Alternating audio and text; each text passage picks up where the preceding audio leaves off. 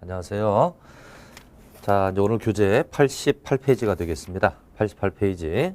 걸어 3번의 제목을 보시면 2개 이상의 용도 지역에 걸치는 경우. 자, 이 부분은 거의 해마다 출제가 된다라고 볼 수 있는데요. 특히 이 내용을 잘 읽어보시고 이제 문제를 풀어봐야 되겠습니다. 자, 우선 하나의 대지가 자, 이제 하나의 대지가 있습니다. 이 대지가 만약에 주거 지역에 있다. 주거 지역에 속해 있다면 여기다 건물을 지을 때 주거 지역의 규제를 받으면 되겠죠.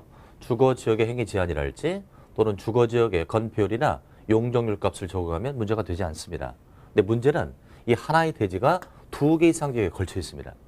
예를 들어서 여기가 주거 지역이고 주거라고 하지 말고요. 여기를 만약에 여기를 주거 지역이라고 하고 이쪽을 만약에 공업지역이라고 쳐보자. 여기는 공업지역, 여기는 주거지역에 속해 있다는 얘기예요. 자, 이럴 때 과연 행위 제한을 적용한다든지 또는 건폐율, 용적률을 적용할 때 이 지역을 적용하는지 또는 주거지역을 적용하는지 각각을 적용하는지 이런 또 문제가 발생하죠. 특히 우리나라 같은 경우는 국토 자체가 굉장히 협소합니다. 그러니까 하나의 대지가 여러 지역에 걸치는 경우가 있을 수 있다는 얘기죠. 자, 이럴 때 이제 어떻게 처리하느냐 이거예요. 자, 우선 교재를 먼저 읽어보시고요. 88페이지에 2개 이상 용도 지역에 걸치는 경우 그래서 원칙 보세요. 하나의 대지가 2개 이상의 용도 지역에 걸쳐 있습니다. 그럴 때는 각 용도 지역에 걸치는 부분 중 가장 작은 부분의 규모가 330이라고 되어 있죠. 330 밑줄 딱 치고요.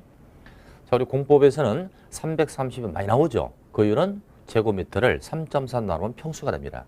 작은 것이 100평 이하라는 얘기죠. 330 이하인 경우에는 전체 대지의 건폐율, 용적률 밑주시고 건폐율, 용적률은 과연 어디를 적용할까? 이것은 각 부분이 전체 대지 면적에서 차지하는 그 비율을 고려하여 다음 구분에 따라 각 용도 지역 등의 건폐율, 용적률을 가중평균값 적용한다. 가중평균의 밑줄. 그러니까 2개 이상에 걸쳤을 때 작은 지역이 만약에 330여가 있다. 이럴 때 건폐율이나 용적률을 계산할 때는 가중평균을 이용한다. 자, 가중평균으로 구하는 것은 잠시 뒤에 말씀드리겠습니다. 가중평균으로 구하고 그 밖의 건축 제한에다 매출. 그 밖의 건축 제한이라면 건폐율과 용적률을 제외한 행위 제한이나 이런 것들이 되겠죠. 이거에 대해서는 그 대지 중 가장 넓은 면적이라 매출. 가장 넓은 면적에 속하는 지역을 적용한다. 그러니까 건폐율, 용적률을 적용할 때는 가중평균, 그 밖의 제한, 그 밖의 건축 제한에 대해서는 어디를 따라간다? 가장 넓은 면적, 가장 넓은 면적의 지역을 적용한다 이거예요. 자, 예를 들어서 이렇습니다. 이 하나의 대지가 만약에 1000제곱이 있다. 근데 공업지역에 600제곱이 걸쳐 있고요. 주거지역에 400제곱이 걸쳐 있다. 자, 이때는 어떻게 해야 되겠습니까? 일단 하나의 대지가 2개 이상에 걸쳐 있을 때 요것을 만약에 적용할 때는 가장 작은 게 330 이하일 때 적용하는 거예요. 330 이하일 때 이 규정을 적용하는데 요건 지금 600대 400이니까 330회가 없죠. 이럴 때는 각각 적용하면 돼요. 요쪽은 공업지역, 요쪽은 주거지역을 적용한다. 자, 근데 만약에 여기가 700제곱입니다. 여기가 700제곱이고 여기가 만약에 300제곱이다. 1000제곱의 대지가 700대 300제곱에 걸쳐 있다. 이럴 때 과연 어느 지역을 적용할까? 자, 아까 내용 읽은 거 보시죠. 하나의 대지가 2개 이상 지역에 걸쳐 있을 때 가장 작은 게 이겁니다. 작은 게 330 이하다. 이때 바로 이 규정 적용하겠죠? 이때 건폐율, 용적률을 계산하세요. 그럴 때는 가중평균으로 가는 거고. 가중평균은 각 지역의 면적을 고려해서 구해주는 겁니다. 좀 이따 계산해 볼 것이고요. 이걸 뺀 나머지 그 밖의 제한에 대해서는 가장 넓은 면적이니까 여기서 어떤 게 넓나요? 이게 넓죠? 따라서 그 밖의 제한은 가장 넓은 공업지역의 규정을 적용한다. 이런 얘기입니다. 일단 여기에 대한 문제를 먼저 풀어보자고요. 자, 이쪽에 문제를 잠깐 보시기 바랍니다.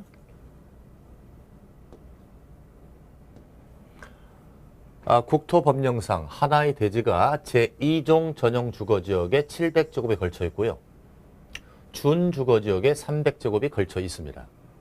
자, 따라서 두 개 이상에 걸쳐 있을 때 330여가 있다는 얘기죠. 자, 이럴 때 그 대지에 건축하는 최대 연면적을 계산하세요. 그랬습니다. 자, 여기다 한번 그려볼까요, 제가? 이걸 다시 지우고요. 자, 그림을 잠깐 그려보면 하나의 대지가 1000제곱의 대지가 있었다. 근데 700대 300제곱에 걸쳐 있다. 700제곱이 제2종 전용 주거지역, 300제곱이 준주거지역이라고 합니다. 준주거지역이다. 이때 뭘 구하라고요? 최대 연면적을 구하라. 이 대지에 건축할 수 있는 최대 연면적을 계산하자 이거예요. 그럼 첫 번째 꼽아볼게요. 이겁니다. 우리 공법에서 연면적을 구할 때는 뭘 이용하자? 바로 용적률을 이용하자. 이건 공식입니다. 왜 용적률을 이용하죠? 용적률의 공식이 뭐다? 연대라고 그랬죠? 연대. 즉 대지 면적분의 연면적입니다. 물론 퍼센트로 나올 테니까 곱하기 100이 되겠죠. 이렇게 해서 계산하거든요. 그럼 문제에서 연면적을 구하라 그랬으니까 이걸 구하는 겁니다. 그럼 대지 면적은 문제에서 알려주었죠. 대지 면적 알려주었고 이제 용적률의 값을 알면 되는데 용적률의 값을 문제에서 주어졌을 겁니다. 그래서 자, 이쪽을 잠깐 또 보시면 2종 전용 주거의 건폐율은 50, 용적률은 200 알려주었고요. 준주거의 건폐율은 70, 용적률은 350이라고 알려주었습니다. 여기서 건폐율을 알려주었는데 이건 별 쓸모가 없다는 얘기죠. 연면적을 구할 때는 뭘 이용하자? 용적률을 이용하자. 그래서 2종 전용 주거의 용적률은 200, 중주거의 용적률은 350이라고 그러죠. 자, 다 적어봅니다.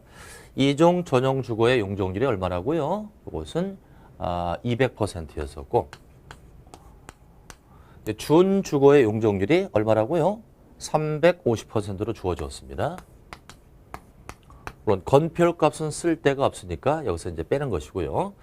자, 이걸 이용해서 우리가 최대 연면적을 계산하라. 자, 그럼 이제 용적률을 이용해서 이 연면적을 구하면 돼요. 그럼 용적률을 계산할 때 이 지역을 적용할지 이 지역을 적용할지를 또 생각하자. 자, 이것은 일단 하나의 대지가 두 개 이상 지역에 걸쳐 있다. 이때 330 이하가 분명히 있죠. 이럴 때 용적률이나 건폐율은 뭘 이용하자? 가중평균을 이용하자는 거예요. 그러니까 가중평균을 이용해서 이 대지에 적용되는 용적률을 계산하자는 얘기죠. 그 용적률을 구했다면 여기다 넣으면 연면적을 구할 수 있지 않냐 이거예요. 자, 그럼 이제 가중평균을 이용해서 용적률을 계산해 봅니다. 여기서 여러분들 가중평균 한다는 것은 가중치를 두어서 값을 구하라는 얘기죠. 가중치를 구하자는 것은 요 면적에다가 요 용적률을 곱하고 요 면적에다가 요 용적률을 곱해서 전체 면적 1000제곱이죠. 이걸로 나눠주면 바로 가중평균의 용적률을 구할 수 있다. 계산해보면 자, 전체 면적이 얼마입니까? 1000제곱. 자, 그 다음에 2종 전용 주거의 면적과 용적률을 알려주었죠. 그러니까 면적이 700이고 용적률이 200%입니다. 우리가 계산을 할 때 퍼센트를 그냥 넣으면 안 되죠. 퍼센트를 숫자로 바꿉니다. 200%를 숫자로 바꾸면 얼마? 이건 100분율이니까 100 나누면 되죠? 2가 되는 거예요.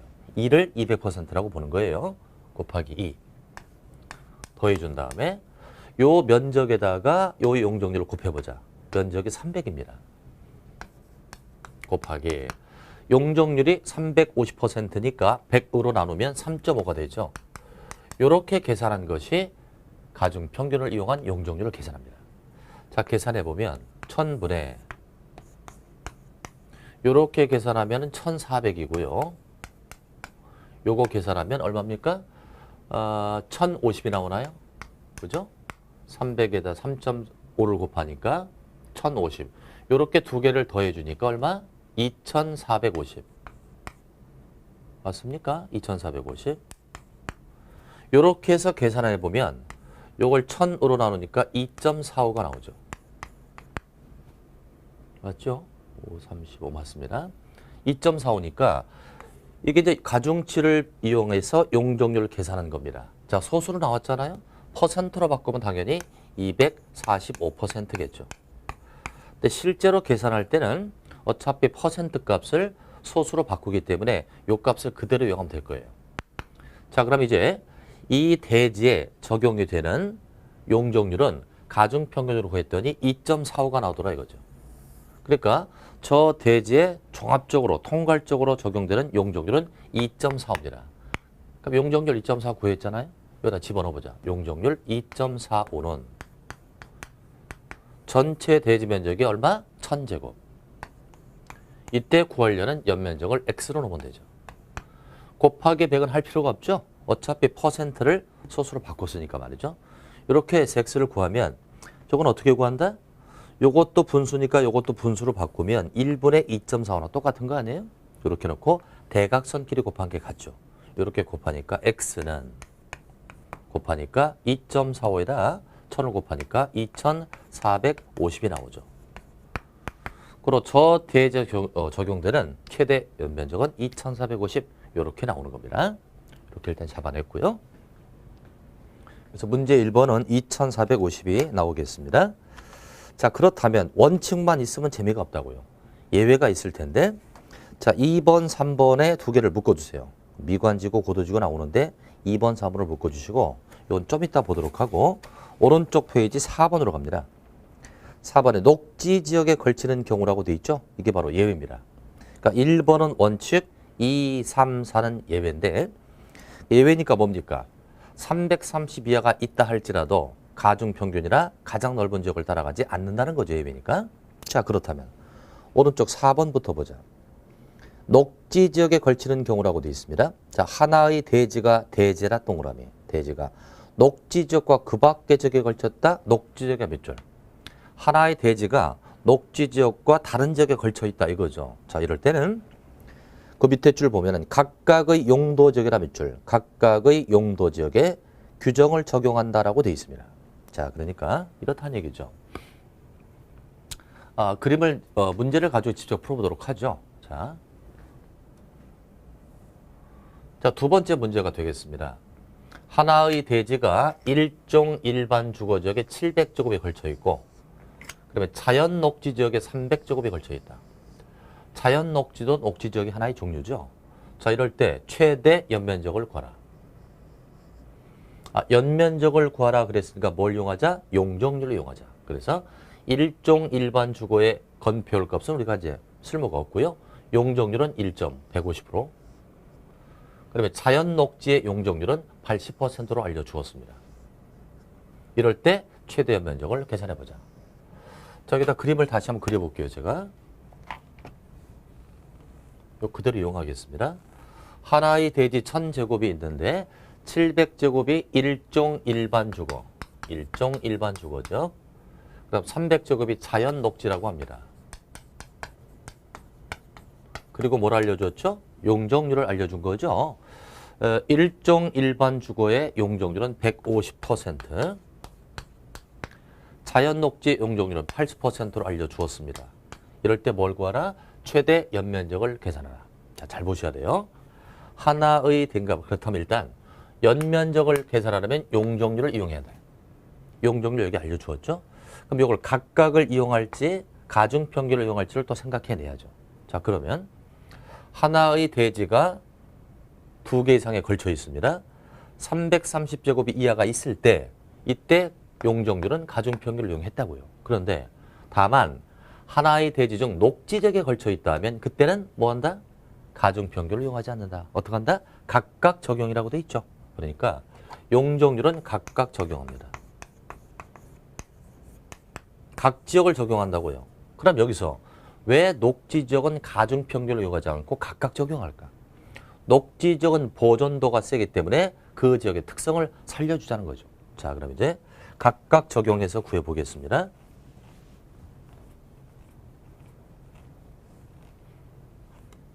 이제 공식을 이용해서 풀어보자고요. 자, 우선 이쪽을 제가 V자로 표시하고 이쪽을 동그라미적으로 표시할게요.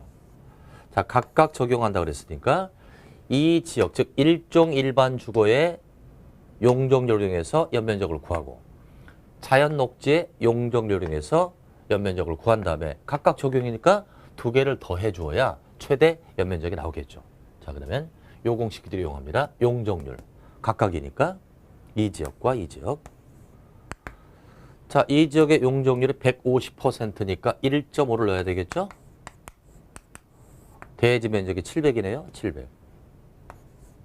구하려는 연면적을 X로 넣자. 따라서 일종 일반 주거에 지을 수 있는 연면적이 얼마 나온다? 요거 대각선 곱한 게 똑같다고 그랬죠? 그리고 X는 1.5에다가 700 곱하니까 1050이 나오죠. 그러니까 일종 일반 주거에 지을 수 있는 연면적은 1050제곱이 나왔습니다. 그럼 자연 녹지의 용적률 값을 이용해보자. 용적률이 80%니까 얼마? 100으로 나눠야죠. 0.8입니다. 대지 면적이 300제곱이죠. 구하려는 연면적을 X로 넣자. 그리고 X는 대각선 법칙 이렇게 곱하니까 X는 0.8에다 300 곱하니까 240제곱이 나오죠. 그러니까 240이라는 것은 자연 녹지에 지을 수 있는 연면적입니다. 그럼 여기서 뭘 구하라고요? 최대 연면적을 구하라고 했으니까 여기의 연면적과 여기의 연면적을 더해 주어야 최대 연면적이 될 것이다. 따라서 두 개를 더해 주니까 얼마 나온다? 1050에다가 240을 더하니까 1290제곱이 나오겠죠. 이게 바로 정답입니다. 그러니까 332호가 있다 할지라도 원래는 가중평균을 이용합니다만 녹지적에 있다면 각각 적용이다. 무슨 지역에 있을 때? 녹지적에 있을 때. 그러니까 녹지적은 요건 예외적 지역이죠. 이렇게 해서 하나 정리를 해봤고요. 그 다음에 잠깐 왼쪽 페이지로 와보세요. 88페이지로 다시 옵니다. 이제 2번과 3번이 나올 겁니다. 2번과 3번이 나오는데 미관지구, 고도지구에 걸치는 경우라 되어 있고요. 3번은 방화지구에 걸치는 경우라 되어 있는데 자, 2번, 3번을 딱 묶어가지고 이렇게 좀 적어봅니다. 2번, 3번을 묶어서 건축물, 러브지구, 건축물을 사랑한다 이거예요.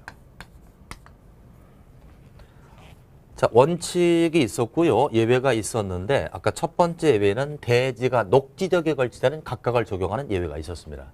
근데 이제는 건축물이 미관지구나 고도지구에 걸칠 때가 있고요. 건축물이 또 건축물이 방화지구에 걸칠 때가 있다. 이 셋 다다 이 셋 다다 이 지구는 대지에 걸치는 게 아니라 건축물에 걸치는 겁니다. 그러니까 요 세 개 지구는 건축물을 끈질기게 사랑한 지구죠. 그래서 제가 이제 편의상 건축물 러브 지구라고 할게요. 이 세 개 지구는 건축물을 사랑을 하는데 사랑의 강도가 달라요. 그래서 미관이나 고도지구는 끔찍이 사랑한다. 스토커. 이건 스토커입니다. 그러니까 건축물의 일부가 미관이나 고도지구에 닿으면 스토커에 걸린 겁니다. 스토커에 걸렸으니까 몽땅 다 끌고 오죠. 건축물은 물론 대지까지 모두 미관이나 고도지구를 적용한다. 이렇게 정리가 되고요. 조금이라도 건축물이 미관지구에 걸쳤다면 스토커에 걸렸으니까 건물, 대지 몽땅 다 미관지구를 따라간 거고 고도지구에 걸쳤다면 몽땅 다 고도지구를 따라간다. 그러나 건축물의 일부가 방화지구에 닿았습니다. 방화지구는 이건 그저 애정의 지구. 뭘 애정할까요?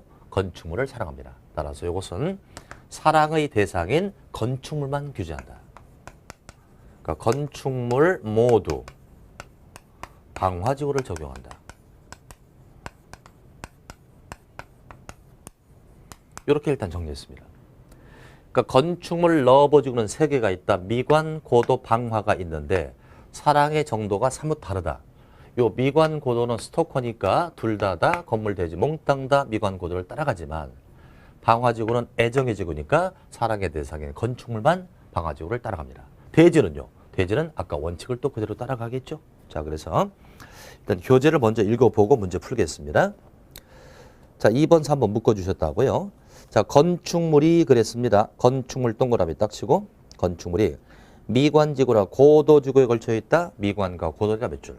자, 미관, 고도는 스토커예요? 애정이에요? 스토커입니다. 따라서 이때는 건축물 대지 전부 밑줄 딱 치고 건축물 대지 전부에 대하여 미관지구나 고도지구를 따라간다. 스토커니까요. 3번 맞아 봅니다. 방화지구에 걸치는 경우라고 돼 있죠.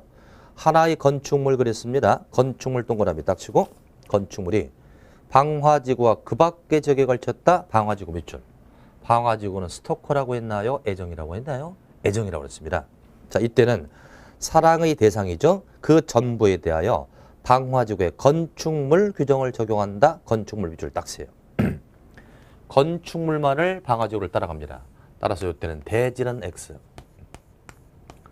방화지구는 스토커가 아니니까 대지까지 규정하지는 않습니다. 자, 요걸 갖다가 이제 정리해 보면 자, 프린트가 다시 있을 거예요. 자, 여기다 제가 그림을 그려서 또 설명을 드릴게요. 여러분들은 빈칸에다가 써 놓으시면 될 겁니다. 이렇게 대지가 있고요. 1000제곱의 대지가 있다. 700제곱 대 300제곱에 걸쳐 있다. 여기는 생산관리지역. 이쪽은 계획관리지역입니다. 계획관리지역. 자, 그리고 말이죠. 그 가운데 조그만 네모가 있는데 요 네모는 건축물이라고 보시면 돼요. 이게 건축물. 하얀 건 대지고요. 노란 건 건축물입니다. 노란 건 건축물. 이렇게 그림이 그려 있습니다. 자, 그럼 보시자고요. 자, 원칙은 이 상태라면 생산관리와 계획관리에 걸쳐 있단 말이에요. 근데 건축물의 일부입니다. 요 일부. 요 건축물의 일부가 만약에 미관지구에 닿았다. 그럴 수도 있겠죠, 그죠?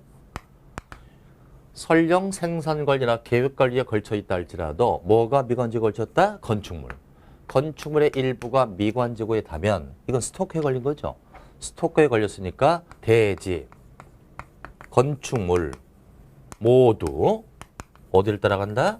미관지구를 적용한다. 건축물의 일부라도 스토커에 닿았으니까 이때는 대지 몽땅 다, 건물 몽땅 다 미관지구를 적용한다. 이게 스토커니까. 그러나 만약에 이 빨간 건물의 일부가 방화지구에 닿았다고 쳐보자. 자, 방화지구는 스토커라고요? 애정이라고요? 애정입니다. 이때는 뭐만 끌고 간다? 건축물 러브니까 건축물 모두 방화지구를 적용한다.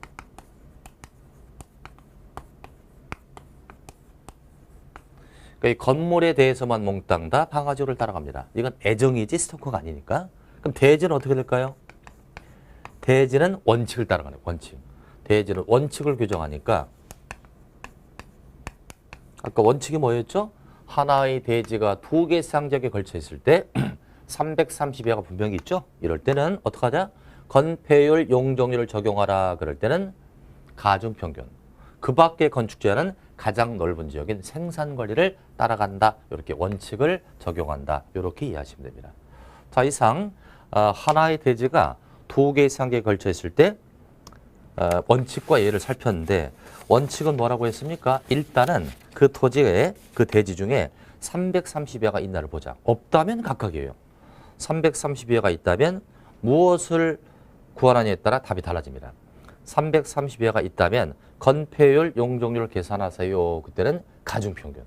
그 밖의 제한을 볼 때는 가장 넓은 면적. 그러나 예외가 세 가지가 있죠. 대지가 녹지지역에 걸쳐 있다면 각각 적용. 이제 건축물 러브의 세 개 나오죠.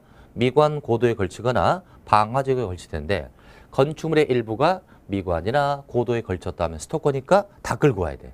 건물, 대지 모두를 미관지구를 따라가고 또 건축물의 일부가 방화지역에 닿았다면 이건 애정이니까 뭐만 끌고 간다? 건축물 모두를 방화지구를 따라가고 대지는 원칙적 규정을 적용하더라. 이렇게 이해하시면 됩니다. 그럼 이 부분은 이제 어떻게 출제가 되느냐 하면 지문으로 출제하지 않고 우리 방금 풀어봤었던 이와 같이 문제를 가지고 출제한다는 거 유념하시기 바랍니다. 자, 이상 우리는 용도 지역까지 살펴봤고요. 교재 89페이지 보도록 합니다. 89페이지 이제 로마 숫자 3번 제목이 나오죠. 도시군 계획 시설이 나옵니다. 자, 이제부터는 또 뭘 공부하는 거냐? 이게 다 연결되거든요, 지금. 자, 제가 또 연결을 해 보겠습니다.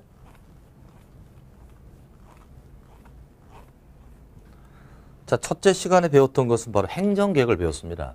행정계획은 방향을 잡는 계획이 있었고 집행하는 계획이 있었다. 자꾸 이렇게 연결하셔야 되거든요. 방향을 잡는 계획은 두 개 이상 지역의 방향이 바로 광역도시계획. 이건 두 개 이상 지역의 방향이고요. 단일 지역이니까 6인 지역의 방향이 있었다. 이게 바로 도시군 기본계획.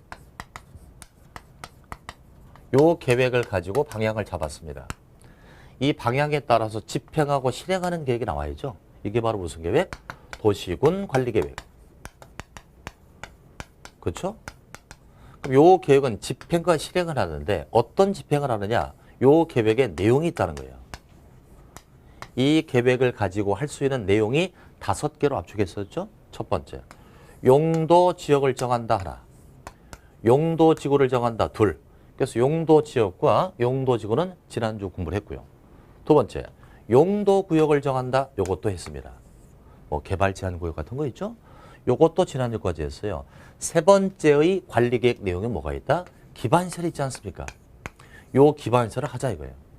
요거 두 개는 지난번에 했으니까 오늘은 기반시설을 하게 된다. 즉 지금 공부하는 내용이 뭐다? 도시군 관리계획의 내용을 하나하나씩 마스터하고 있는 거예요. 그래서 오늘은 바로 요 기반시설에 대해서 공부합니다. 자, 교재를 보시면 기반시설의 의의가 나오죠. 자, 기반시설에다가 땡땡 해보세요. 자, 기반시설은 어떻게 생각하자? 받아 적자. 어느 도시의 기본이 되는 계획이에요. 어느 도시를 꾸며주는 기본이 된다.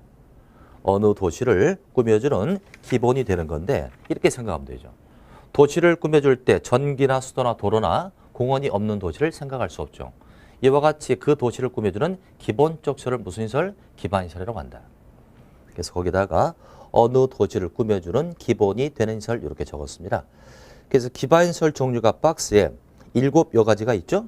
방제시설, 공간시설 해가지고 유통공급까지 7개 나와 있는데 최근 시험 문제를 분석해 보면 이 시설의 종류를 물어보고 있습니다. 자, 하나하나 따져볼까요? 첫 번째, 방제시설. 방제시설 그럼 재해를 방지한다는 거죠. 재해를 막아주는 시설인데 하천이나 유수지나 저수지, 방화설비 등이 해당된다. 하천은 왜 재해를 방지합니까? 하천의 밑바닥에 자꾸 쌓이게 되면 물이 조금만 불어도 홍수가 나죠. 이 준설 작업을 해서 깎아내지 않습니까? 그래서 하천은 유량을 조절해서 재해를 막을 수 있겠고요. 그다음에 유수지가 뭐예요? 유수지는 홍수가 날 때 그 홍수량을 잠시 저수하는 저수지 같은 겁니다. 이것도 재해를 방지한다. 뭐 저수지 옆에 나와 있고요. 방화설비는 화재를 막아주는 거니까 이게 바로 방제입니다. 그래서 방제시설 4가지 알아죠? 하천, 유수지, 저수지, 그리고 방화설비가 되겠고요. 이제 공간시설에는 이제 공간적 개념을 갖고 있는 것들이죠. 광장이나 공원이나 녹지 같은 것이 공간이다. 이제 보건위생은 화장시설, 이제 화장장 같은 거죠. 또 공동묘지랄지 봉안시설, 이것이 바로 보건위생이고요. 이제 교통시설에는 도로, 철도, 항만, 주차장. 이건 뭐 쉽게 알 수 있겠죠. 이런 것들은 교통시설이다. 이제 5번째 환경기초 보겠습니다. 환경기초는 하수도, 폐기물 처리, 수질 오염 방지, 폐차장 그랬는데 환경기초의 공통점, 더러운 겁니다. 그래서 더럽다라고 적으세요. 더러운 건 다 환경기초죠. 하수도, 폐기물 처리, 수질 오염, 폐차장인데 자, 헷갈리기 쉬운 게 있네요. 폐차장은 교통시설이 아닙니다. 폐차장은 교통시설이 아니라 더럽다. 그래서 환경기초. 6번째 공공문화체육시로서 학교나 공공청사가 있고요. 7번에 유통공급으로서 유통 업무를 할지 수도, 전기, 가스가 있죠. 수도, 전기, 가스도 공급을 해주는 차원이죠. 수도를 공급하고 가스를 공급한다. 그래서 유통공급인데 이 7가지 시설의 그 종류를 잘 좀 구별해 주시기 바랍니다. 자, 이제 괄호 2번. 도시군 계획시설 빨간펜 밑줄. 도시군 계획시설은 출제가 잘 되는 정의입니다. 기반시설 중 뭐로 결정했다? 도시군 관리계로 결정된 시설을 말한다. 자, 이렇습니다. 기반시설이 뭐냐? 자, 기반시설 나왔고요. 그리고 도시군 계획시설이 나온다.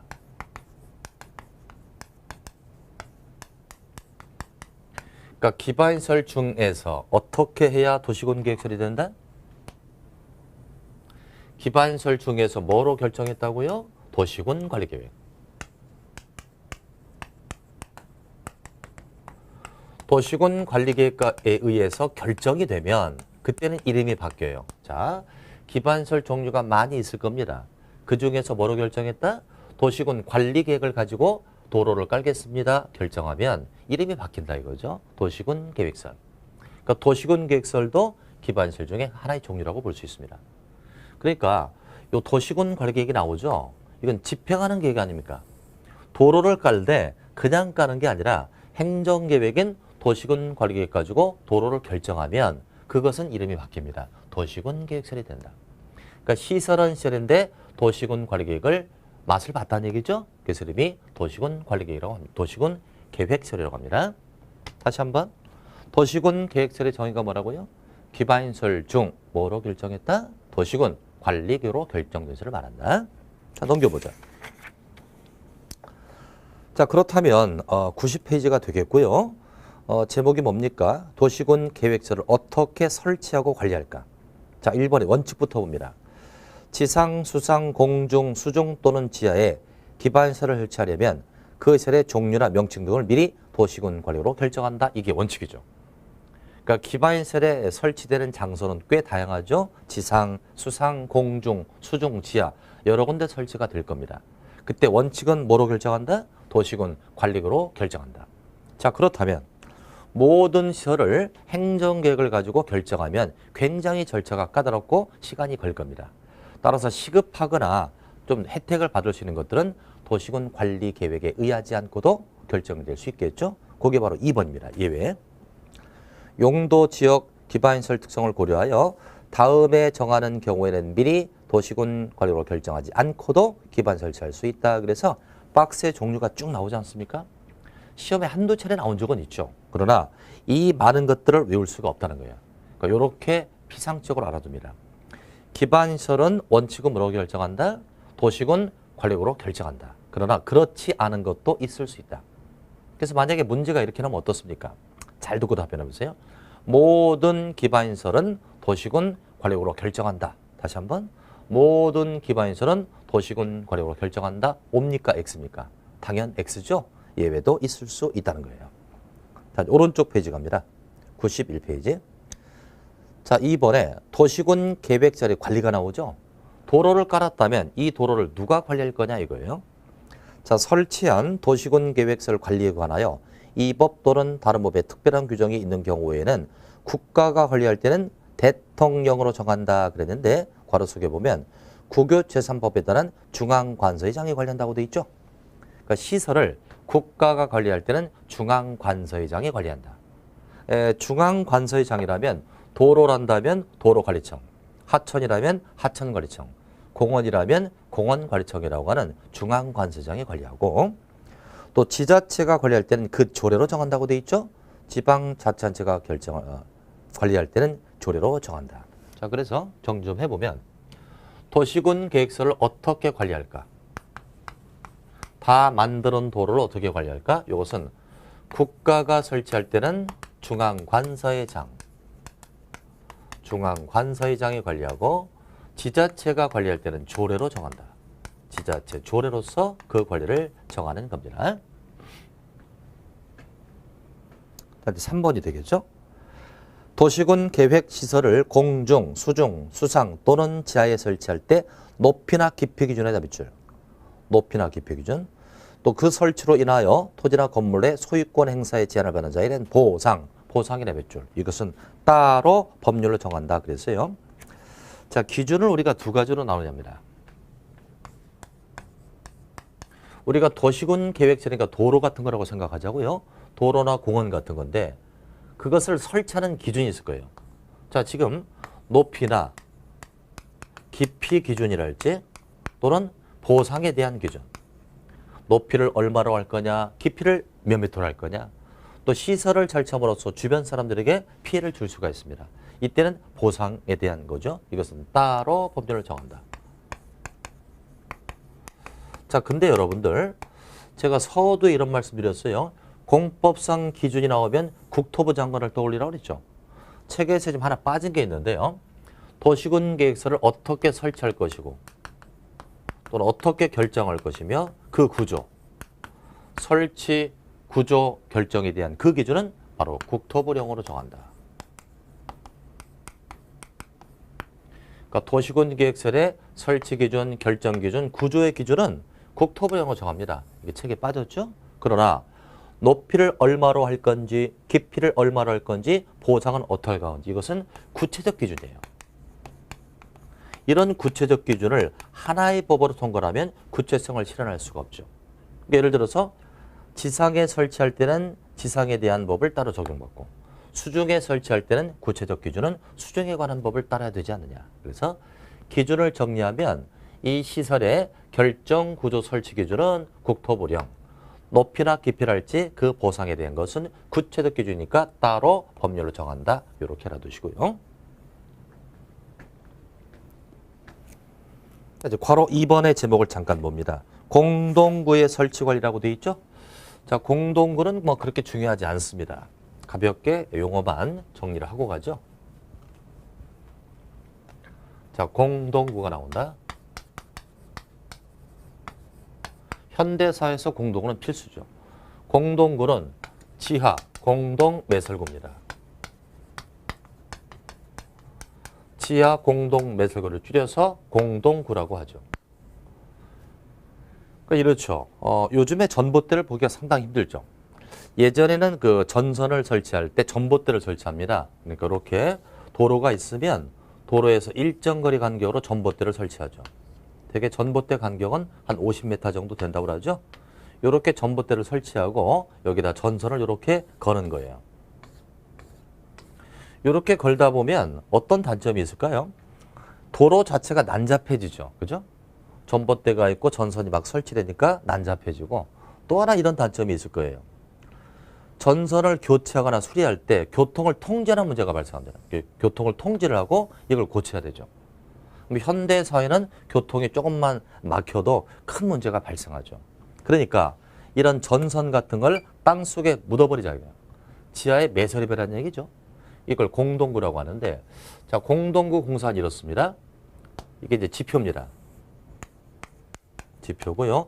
땅 속에다가 터널 같은 걸 만드는 거예요. 콘크리트 터널 같은 거. 이렇게 터널 같은 걸 만들죠. 그래서 공동구를 일단 설치하죠. 설치를 하고 그 다음에 이 안에다가 가스관이나 전선이나 통신선 같은 걸 집어넣는 거예요. 이걸 점용한다고 하죠. 이걸 점용한다고 한다. 점용. 그러니까 공동구 공사는 두 가지로 나눠져요. 일단은 이 공동구 설치를 일단 해줘야 되겠죠. 박스를 만들어주고 그 안에다가 가스관 통신을 집어넣는 점용 공사로 나눠진다. 그래서 설치는 누가 할 것이고 점용할 때는 공짜로 쓰는지 이런 것들이 쭉 나올 텐데 사실은 공동구는 중개물의 대상이 아니지 않습니까? 출제가 거의 되지 않다가 최근에 한두 번 문제가 나왔거든요. 그렇다면 앞으로는 가능성이 희박하다는 거죠. 중개물의 대상도 아니며 우리 공인중개사와 관계도 없고 그리고 중요도도 떨어지는데 그래서 수요가 계속 출제가 안 됐다가 바로 최근에 한두 번 나왔으니까 앞으로 여러분들이 합격할 때까지는 나오지 않는다. 이렇게 보셔도 무방하지 않을까 싶어요. 개점 정도만 잡습니다. 자, 91페이지 공동구의 의의를 보도록 해요. 공동구란 전기, 가스, 수도 등의 공급 설비를 할지 통신, 하수 등의 지하 매설물을 공동 수용함으로써 공동 수용하는 것은 함께 집어넣는다는 얘기죠. 그럼으로써 미관 개선과 도로 구조의 보전 및 교통의 원활한 소통을 기억해서 지하에 설치하는 시설물을 공동구라고 한다. 이렇게 뜻만 알아두시기 바랍니다. 자, 이제 93페이지로 갑니다. 공동구 자세한 내용은 이제 다음 심학습할 때 한두 개 또 타치를 해드리겠습니다. 자, 93페이지 밑으로 쭉 내려갑니다. 그리고 3번 광역실에 나와 있죠. 자, 광역실의 정의부터 봅니다. 광역실에는 기반시설 중 광역적 정비체가 필요한 다음에 시설을 말한다 그랬는데 한 장 넘겨보면 이제 광역실의 정의가 나와요. 박스 1, 2번 나옴. 괄호 박스 1, 2번 볼까요? 박스 1번은 2개 이상 잡았죠. 뭐 도로 철도는 보지 마시고 2개 이상의 6인적 확인했다. 6인 누구라고 그랬습니까? 특, 광, 특시, 특도, 시, 군이라고 그랬죠. 두 개 이상 6인 지역에 걸쳐 있는 것도 광역이고, 두 번째, 두 개 이상 6인 지역에 공동 이용하는 것도 광역입니다. 자, 그러니까 여기다 다시 정리한다. 광역설이 나오는데요.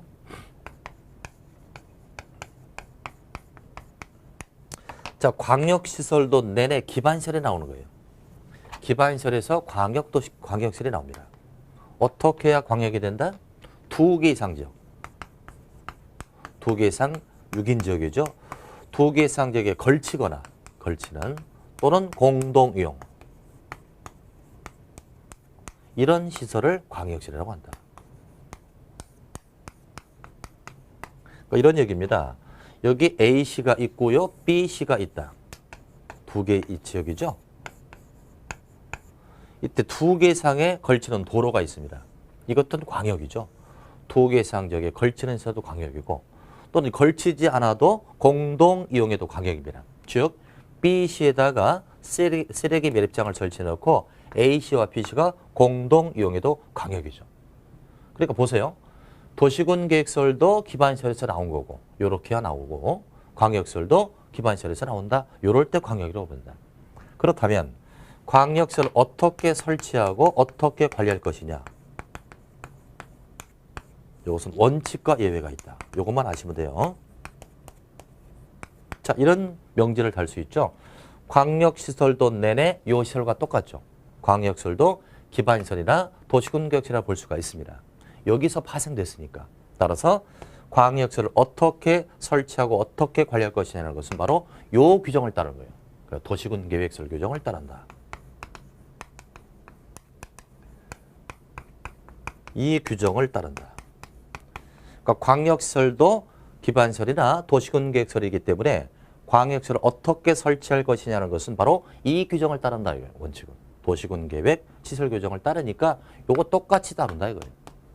그러나 예외니까 이렇습니다. 이 규정을 따르지 않는다는 거죠. 자, 광역시설은 두 개 이상에 걸쳐 있기 때문에 이 시장과 이 시장이 서로 코어, 협약을 체결해서 할 수도 있고 협의를 구성해서 할 수도 있을 겁니다. 그래서 협약 이걸 이용해서 할 수도 있다는 거예요. 그럼 이건 예외니까 협약을 통해서 할 수 있달까요? 해야 한달까요? 협약이라고 할게요. A시, B시가 협약을 통해서 설치 관리를 하여야 하는 거예요? 할 수 있는 거예요. 예외니까. 할 수 있는 거죠. 할 수도 있다. 그래서 광역시설은 원칙은 이 규정을 따르지만 예외적으로 저 두 개 시장이 협약을 체결해서 할 수도 있다. 예외니까 할 수도 있다로 끝나겠죠. 자, 책을 확인해 봅니다. 94페이지 2번 제목이죠. 광역시설의 설치 관리 방법. 원칙은 무슨 규정이라고요? 도시군 계획, 시설 규정을 따르는 게 원칙이다. 그러나 예외, 기획본의 협약 체결의 밑줄. 관계 6인은 협약을 체결하거나 협의를 구성하여 광역시설을 설치 관리할 수도 있다. 이건 예외니까 할 수 있다로 끝난다는 것만 기억하면 돼요. 이걸 갖다가 보통 이렇게 내요. 광역시설은 두 개 이상 지역에 걸치는 시설이기 때문에 협약을 체결해서 설치 관리하여야 한다. 이렇게 나온단 말이에요. X죠? 협약 협의에는 예외니까 할 수 있다. 이렇게 끝난다. 그렇게 이해하시면 됩니다. 자, 여기까지 정리하셨고 조금 쉬었다 하도록 합니다.